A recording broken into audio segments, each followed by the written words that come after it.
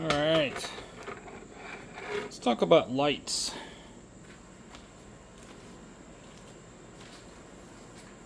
These lights. I'm gonna make a little video on how I make these lights. They're basically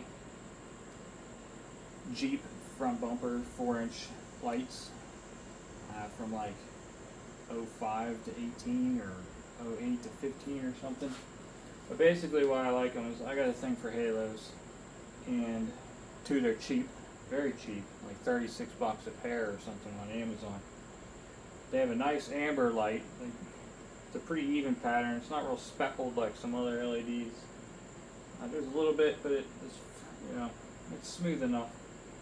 And they do amber that I'll use for the turn signals, and they actually do white as well, but amber supersedes the white, so that when you turn your turn signal on, the amber will override the white if you got white on. So you have basically, turn on your whites. Sorry, I'm kind of working with alligator clips here. Nothing's really set in stone.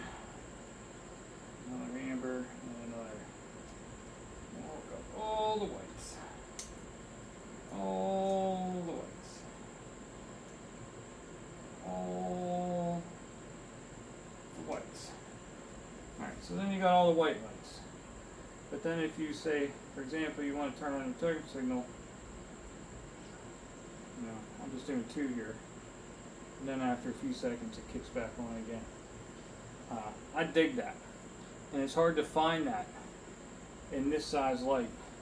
I've used 4.5-inch like Harley pod lights, and a lot of those are nice. I have a set of those on the green truck. They work the same way, but they have a different inside, and they have all red. The white and amber ones have a red like daytime running light. They light up red all the time. Why?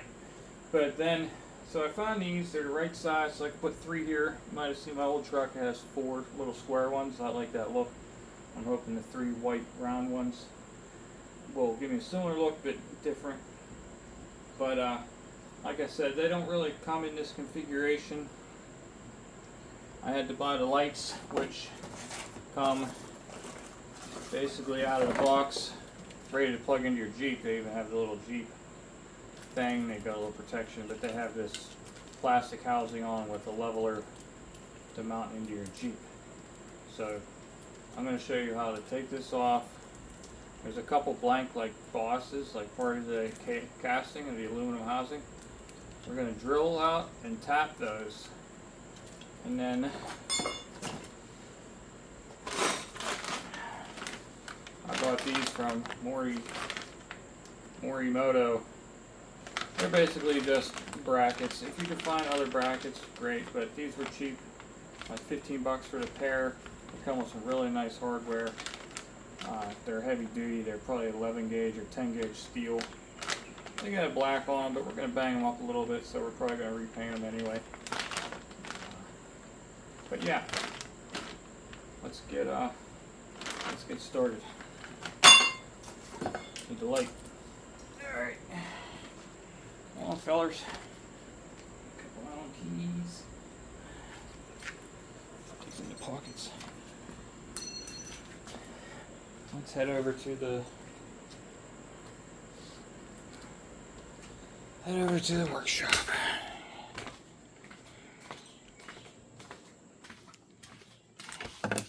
Set this down. I'm working with a tripod now, so my content is 200% better now. Plus I gotta get used to doing this. I got some news coming. I gotta actually start making more content. I want to keep getting some sweet deals on some new stuff, but shouldn't be a problem. I seem to love to show off everything I do, even though nobody listens, but maybe. There's always those few guys, and that's all that matters. There's a few ones out there that care, want to learn. So we're just taking the screw out. We got to take this self-leveling screw out, or not self-leveling, but leveling adjustment screw, spring loaded. I actually have plans to put this back in by welding a little bracket to the mount. Then I can put that back in, and I can. But we'll wait and see how bad the wind blows these around. All right, now that we have the light out, you guys can see that it comes with 2 of these holes. Basically, that's what holds it in the little Jeep bracket, and then you can level it. But we're going to drill and tap those. What I did with my drill is there's a little stop on the side, and I measured down to just before you kind of penetrate into the housing, because there's a circuit board in there and you don't want to damage it. But we do, it's only like a 1/4 inch deep. We got to go a little deeper than that to get a good tap in there to put a bolt.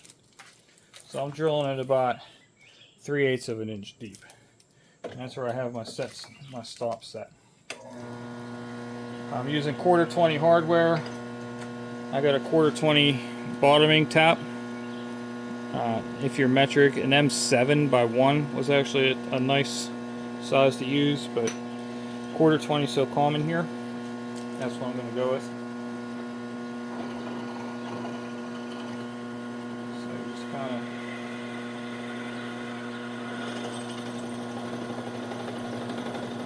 go until it stops, and then shake the bits out, because you do actually go into the housing a little bit. So that IP65 rating or whatever comes, we could throw that right out the window. We're in the housing, so to reseal that, we'll have to put thread sealer on there if you're worried about it, or use a rubber washer if you're worried about water getting in. I don't drive much in the rain, so I don't worry too much about it, but I do wash the car, so I'll probably put some thread sealer on there.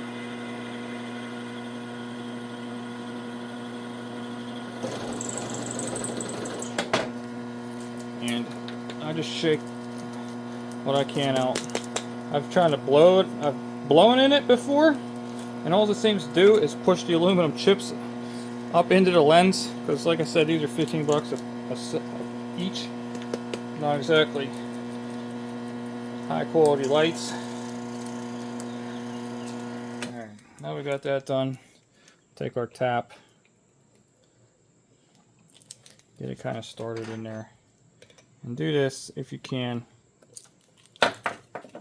facing up. That way the chips don't go into the housing. Getting it started is always the fun part. Then once you get it started, it just kind of goes right in there.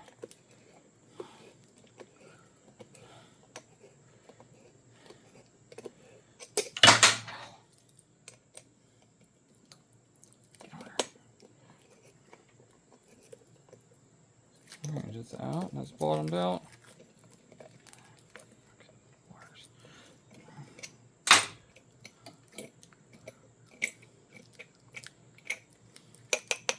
Take a little tap. Put it out of there. And do the other side.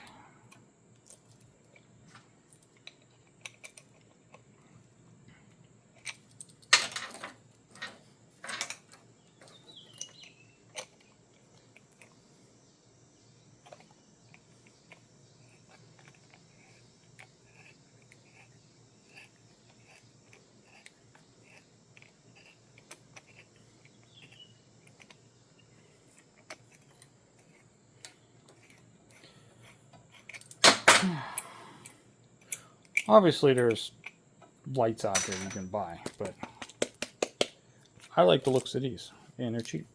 So I don't really care if you want to buy holes in them. Actually, I have 2 other sets that I screwed up. But, you know, that's how you learn this shit. Alright, so we got the light ready. Light is drilled, tapped, the mount's off, it is ready to get mounted. Now we got to prep the mount. I use them too. Let me grab one.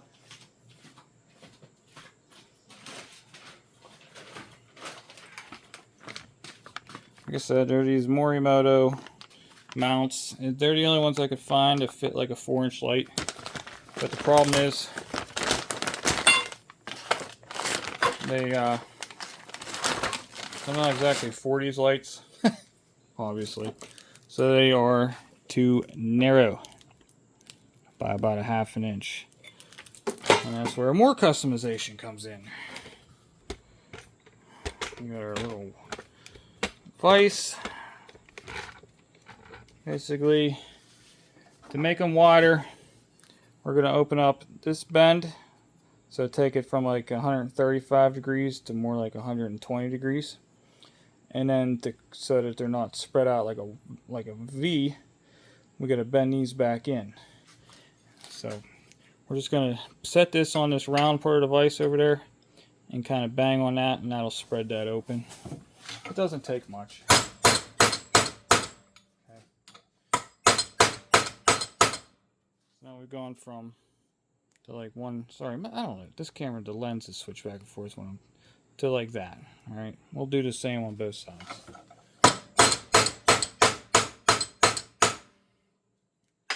Now we have a much wider. We'll take these, put it in here. I've been lining them up basically with these 2 points, and then we'll bend that back down to match that. It's a freaking camera, so that it'll basically square up. Put that in there. Do a little bend. All right. And the same on this side. You can use a hammer, but if you're 6 foot tall, 200 pounds, you don't always need a hammer. Now we're back to the correct, well, hopefully the correct width. I'll test it out. And it's a little tight, which is actually nice because that will help hold it. Alright, so now we got our mount on. Looks almost like a cam like that, right? So then we go back.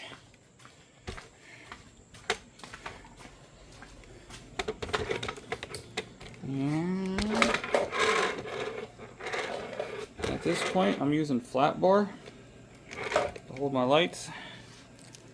It's a nice 1/4 inch thick, 2 inch wide flat bar.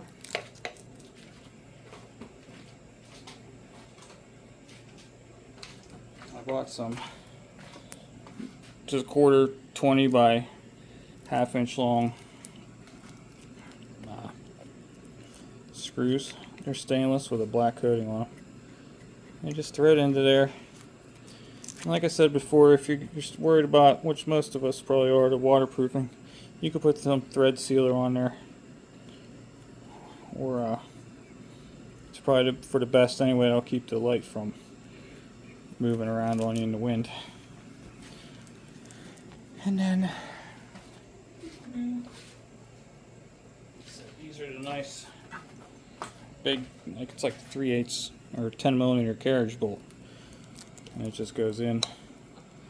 This mount gives you plenty of room, and then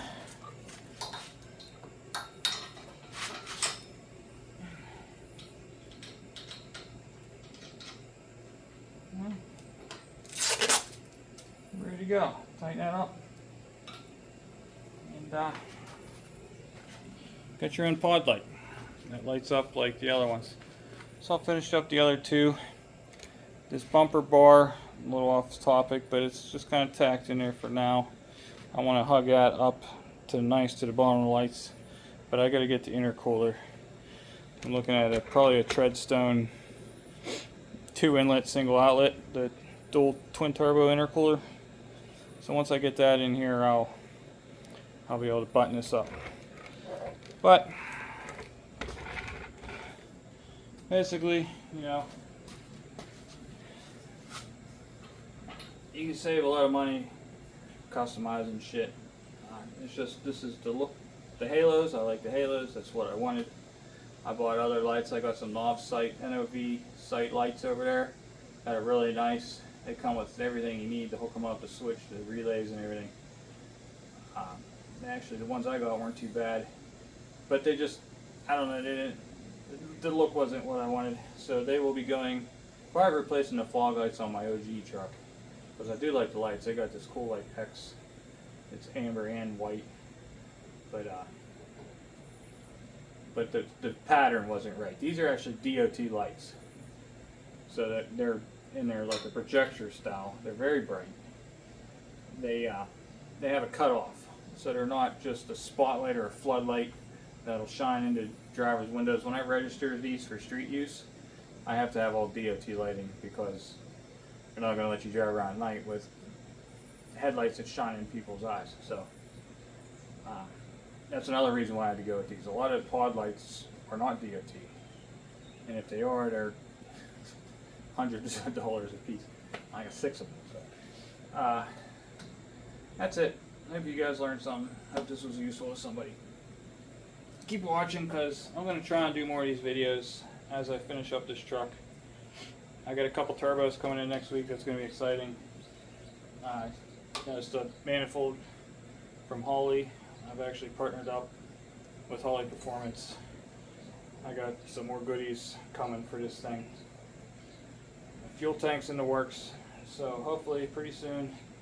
All I really need is a fuel tank and plumb these things with some fuel line, and I'm going to fire this motor because I really want to hear that stage 3 cam inside this V8. So, see you guys later.